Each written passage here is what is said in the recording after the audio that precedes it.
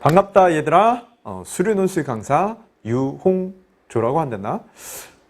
올해 이제 여러분들이 수료논술 이제 준비할 건데 그 수료논술을 준비할 때 우리가 이제 고려해야 될 사항하고 그리고 커리큘럼 소개하겠습니다. 자, 우리가 이제 수료논술을 이제 준비하는 건 뭐 이런 거죠. 뭐 정시도 있고 그리고 이제 수시 있는데 수시 중에 이제 학종 교과가 있잖아. 이 정시나 학종이나 교과는 이미 이제 점수가 결정이 되어 있어요. 그래서 내가 대학교에 이제 지원하기 전에 이미 나의 점수를 알고 있어서 대충 어느 대학교에 가야 할지 사실은 대부분은 압니다. 대부분 알아요. 근데 이제 논술은 이제 다른 거죠. 논술은 원서를 먼저 쓰고 그런 다음에 이제 시험에 의해서 이제 결정이 됩니다.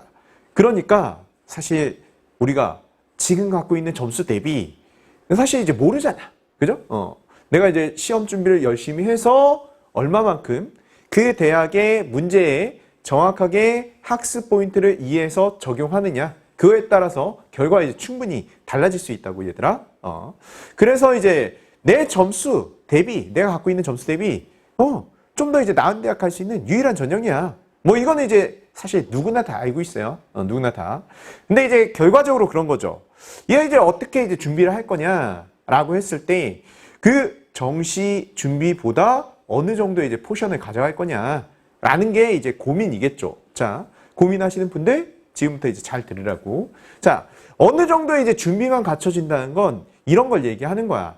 논술에서 다루는 주제들은 사실 수능보다 좀 더 넓어요. 좀 더 넓기 때문에 여러분들이 이 논술을 준비할 때 조금 시간을 되도록이면 길게 투자하는 게 좀 더 유리합니다. 왜? 수능에서 다루지 않는 그런 이제 주제들이 이제 나오기 때문에 그런 부분은 사실 안 해서 어려운 거지. 못해서? 아니, 난이도가 높아서 어려운 게 아니거든. 알겠니? 그래서 이제 그런 준비를 이제 해 나가는 거야. 그리고 서술형, 증명형에 대한 이제 대비들을 해 나가는 거죠. 그런 부분들은 사실 여러분들이 수능 공부를 하다 보면, 내신 공부를 하다 보면 사실 많이 안 하는 부분이거든. 알겠어?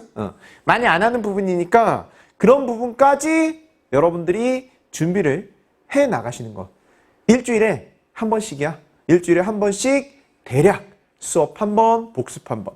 그렇게 해서 이제 꾸준히 해 나간다면 그러면 이제 경쟁력이 갖춰져요.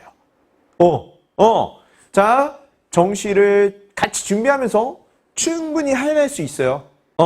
여러분들의 주어진 기회를 놓치지 마시라. 알겠습니까? 그래서 이제 수리논술이 이제 어떤 아이냐라고 하면 뭐 이런 아이인 거야. 내가 수시에서 교과 학종이 불가능해. 이미 판매됐어. 수능 점수가 너무 불안하네요. 최상위권에 대한 이야기야. 최상위권 학생들은 사실 내신 점수 이미 결판이 났기 때문에 정시 밖에는 없는데 그 정시 점수가 사실 불안하죠. 불안합니다. 수능에서 실제로 이제 한 문제 틀린 순간 등급이 훅 떨어지면 그게 망하는 거야. 논술을 보험으로 가져간다고. 알겠어? 거기에 이제 수학 실력은 뛰어난데, 아주 수학 실력은 뛰어난데 자기가 다른 과목을 못해. 그래서 다른 과목이 확 평균을 깎아버려. 그러면 이제 대학이 쭉 낮아지는 거지. 이런 학생들. 수학을 보다 돋보이게 할 수 있는 그런 이제 전형이다라는 거죠. 자, 수리논술에 대해서 이제 몇몇 가지 오해들이 있어요. 잠깐만 짚어볼게요. 수능 공부할 시간이 줄어드냐? 사실 이거는 이용하기 나름이라고 봅니다. 여기 이제 상위권 학생들의 이제 경험담이야. 수능 킬러, 중 킬러 대비에 굉장히 이제 효과적이다라는 거죠. 그래서 수능 킬러와 중 킬러 좀 어려운 문제도 있지 않습니까? 그것을 대비하는데 논술의 알고리즘이 사실 유사해. 이제 아이들이 그렇게 경험적으로 이야기를 하더라고. 나의 이야기가 아니야. 그리고 이제 중위권 학생은 사실 그렇죠. 굉장히 수학을 공부하는데 직관적으로 접근한다고. 직관적으로 접근하는 걸 보다 내용적으로, 보다 엄밀하게. 그래서 수학의 실력에 질적 업그레이드가 가능해진다라는 걸 여러분들이 사실 나중에 느낄 수 있게 돼. 그런 이제 상황을 내가 목표로 삼고 같이 학습해 나가면 그러면 실제 이제 수능을 공부하는 것과 큰 차이가 없게 이용할 수 있다 이거죠. 거기에 내신이 나쁘면 가망이 없냐? 그렇지 않아요. 왜냐? 이 상위권 대학의 내신 평균 점수 얼마냐? 합격자들의 내신 평균 점수가 2.5에서 3.5야. 상위권 대학. 연대, 한양대, 성균관대. 알겠습니까? 중위권 대학은 어떠냐? 3.0에서 4.5까지. 조금 더 이제 폭이 넓어요. 지금 말씀드린 건 평균 점수입니다. 어때? 생각보다 많이 높지 않지 않니? 많이 높지 않습니다. 여러분들이 충분히 갖고 있는 점수고 이거보다 이제 조금 낮아도 사실 논술에 의해서 결정이 됩니다. 알겠어? 논술 점수로 충분히 만회가 가능해진다. 그래서 논술을 준비하는 학생들이 좀 더 목적의식적으로 행동할 수 있는 거다 이거지. 자, 그래서 이제 논술은 로또냐? 사실 이제 경쟁률이 타 전형에 비해서 높죠? 그 이유가 뭐겠니? 내가 논술을 고민한 이유랑 똑같아요. 나만 잘나서 나만 논술에 대해서 생각하는 거 아니잖아. 많은 학생들이 당연히 자신의 점수 대비 더 나은 곳에 갈 수 있는 유일한 전형인 논술에 주목을 한다고. 그래서 경쟁률이 당연히 높습니다. 근데 이제 그 경쟁률 속에는 사실 허상이 있어. 준비도 안 하고 어차피 쓸 거 없으니까 쓰는 사람들이 있다고. 자, 거기에 플러스 사실 최저학력 기준이 있죠. 최저학력 기준이 있는 학교들은 최소 2분의 1로 떨어지게 됩니다. 경쟁률이. 왜 그러냐? 아이들이 실제로 원서를 써놓고 자신이 있었어. 그런데 실제로 까보면 아무리 최저학력 기준이 느슨한, 예를 들면 경희대, 건대, 괜찮은 학교잖아요. 중위권, 중상위권 대학으로. 이하보야. 자, 이하보. 지금 요 이야기를 듣는 학생들은 충분히 해볼만한데? 이런 생각 갖는 학생이 너무 많다고. 하지만 실제로 시험을 보고 나면 이하보를 못 맞추는 학생도 매우 많다. 그래서 최소한 반가이 정도는 됩니다. 심한 학교, 최저학력 기준이 센 학교들은 거기에서 3분의 1, 4분의 1까지 떨어지는 경우가 있어요. 그러니까 경쟁률은 되게 이제 허상이에요. 허상. 실제 준비 안 하는 학생과 그리고 준비했어도 최저학력 기준에 의해서 잘라지는 학생. 그런 학생들이 존재한다고. 자, 거기에 수능과 이제 다른 주제들이 출제가 돼. 아까도 잠깐 말했지만 수능과 이제 조금 다른 주제들. 이거는 내가 학습을 해야 돼. 학습을 하실 때 효과가 커진다고. 그리고 범위도 더 넓죠. 고등학교 전범위. 그리고 선택 과목에 따라서 조금씩 달라질 수 있어요. 누가 했냐 안 했냐. 공부를 했냐 안 했냐. 그게 이제 중요한 기준이 됩니다. 자, 그리고 이제 범위는 넓고 이제 문항수는 적기 때문에. 왜냐하면 보통 한 시험에 한 학교당 대문항으로 보통 이제 3문제라고 보면 돼. 그래서 소문항으로는 대략 한 8문제에서 10문제 정도. 그 정도 이제 출제된다고 보면 되는데 수능에 비해서 적잖아요. 그러니까 대문항 3개 정도면 주제가 한 서너 개가 들어갑니다. 그 주제 학습을 내가 좀 더 잘했다면 그러면 사실 내가 시험을 좀 더 잘 볼 수 있어요. 그러니까 그럴 수도 있죠. 선생님 저는 이거 논술 준비 길게 안 했음에도 불구하고 시험을 잘 봤어요. 그럴 수 있습니다. 왜냐하면 문제수가 적대니까, 주제가 적대니까. 그런데 이제 우리가 시험 대비라는 건 그런 이제 운적 요소에 이제 기대하는 게 아니라 뭐 하는 거야? 확률을 높이는 거죠. 확률을 높이려면 가능한 주제들을 모두 학습하는 거. 어떻게? 꾸준히. 일주일에 한 번씩. 알겠습니까? 자, 그리고 직관보다는 엄밀한 설명. 그러니까 직관적으로 아이들이 접근을 해. 그림을 그려서, 노가다를 띄어서, 그런 것들을 보다 엄밀하게 설명하는 방법을 학습을 하자. 그리고 서술형은 뭐 해야 된다고? 준비를 해야 된다. 해봐야 돼. 알겠습니까? 자, 뭐 앞에 이야기하면서 쭉 이야기했습니다. 수리논술이 뭐냐라고 했을 때 교과서에 있지만 사실 잘 다루지 않는 주제들인 거지. 수능에선 잘 다루지 않아. 여러분들이 해야 되는 거죠. 알겠습니까? 여러분들이 이렇게 학습을 했을 때 효과가 큰 아이들인 거야. 증명, 서술, 단계형 문제, 그리고 이제 본고사. 본고사 이거는 여러분들이 체감 난이도가 과거보다 좀 더 이제 낮아졌어요. 왜 그러냐? 풀이형 문제로 많이 바뀌었거든. 그러니까 증명형이 여전히 있긴 있지만 비율이 적어졌어. 차지하는 포션이 적어졌고 바로 이제 본고사 풀이형 문제들이 늘어났다 이거죠. 알겠습니까?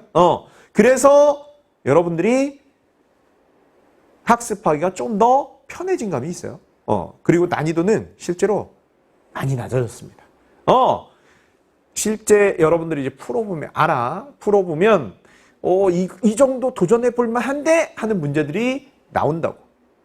준비를 했을 때 훨씬 더 효과적으로 대처가 가능한 그런 문제들이 나온다 이거죠. 알겠습니까? 같이 해보자 이거지. 우리가 이제 수업에서 주로 다루는 건 문제풀이 위주가 아니야.